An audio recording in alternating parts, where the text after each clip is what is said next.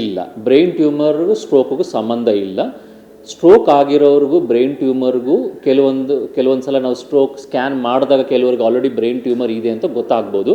But brain tumour ಇರೋರಿಗೆ stroke ಆಗೋದಿಲ್ಲ. ನಮಗೆ ಬೇರೆ ಜಾಗದಲ್ಲಿ ಮೈಯಲ್ಲಿ ಎಲ್ಲಾದರೂ ಕ್ಯಾನ್ಸರ್ ಇದ್ದಾಗ ಕೆಲವೊಂದು ಕ್ಯಾನ್ಸರ್ಸ್ ಏನು ಮಾಡುತ್ತೆ, ನಮ್ಮ ರಕ್ತ ಹೆಪ್ಪುಕಟ್ಟುವಂಥ ಚಾನ್ಸಸ್ನ ಜಾಸ್ತಿ ಮಾಡುತ್ತೆ.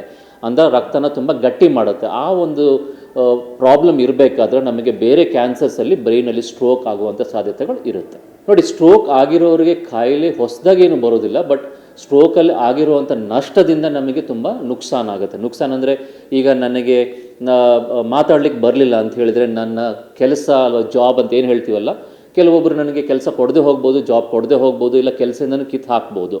ಎರಡನೇದು, ಈಗ ನನಗೆ ಕೈಯೋ ಕಾಲೋ ಆಡ್ತಾ ಇಲ್ಲ, ಕೈಯಿಂದ ಬರೀಲಿಕ್ಕೆ ಆಗ್ತಾ ಇಲ್ಲ ಅಂದರೆ ನನಗೆ ಕೆಲಸ ಮಾಡಲಿಕ್ಕೆ ಆಗೋದಿಲ್ಲ.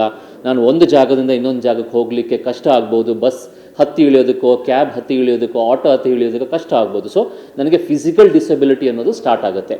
ಮೂರನೇದು ಏನಪ್ಪ ಅಂತ ಹೇಳಿದ್ರೆ, ನನಗೆ ಈ ಥರ ಆಗ್ಬಿಟ್ಟಿದೆಯಲ್ಲ ಅಂದ್ಬಿಟ್ಟು ನಾನು ಡಿಪ್ರೆಷನ್ಗೋ, ಆ್ಯಂಗ್ಸೈಟಿಗೋ, ಇಲ್ಲ ಅಂತ ಹೇಳಿದ್ರೆ ನಾನು ಇರೋದೇ ಬೇಡ, ನಾನು ಸೂಸೈಡ್ ಮಾಡ್ಕೊಂಬಿಡೋದೇ ಬೆಟ್ರು, ಈ ಥರ ಒಂದು ಲೈಫ್ ನನಗೆ ಬೇಡಪ್ಪ ಅಂತ ಅನಿಸ್ಬಿಡುತ್ತೆ. ಸೊ ಮಾನಸಿಕ ರೋಗಗಳು ಕೂಡ ಶುರುವಾಗುತ್ತೆ. ಸೊ ಸ್ಟ್ರೋಕಿಂದ ನಮಗೆ ಬೇರೆ ಕಾಯಿಲೆ ಬರೋದಿಲ್ಲ. ಬಟ್ ಈ ಥರ ಒಂದು ಮಾನಸಿಕನೋ, ಫಿಸಿಕಲ್ ಡಿಸಬಿಲಿಟಿನೋ, ಮೆಂಟಲ್ ಡಿಸಬಿಲಿಟಿನೋ, ಇಲ್ಲ ಆಕ್ಯುಪೇಷನಲ್ ಅಂದರೆ ನನಗೆ ಕೆಲಸ ಮಾಡದೇ ಇರೋವಂಥ ಡಿಸಬಿಲಿಟಿ ಶುರುವಾಗೋ ಚಾನ್ಸಸ್ ಜಾಸ್ತಿ ಇರುತ್ತೆ.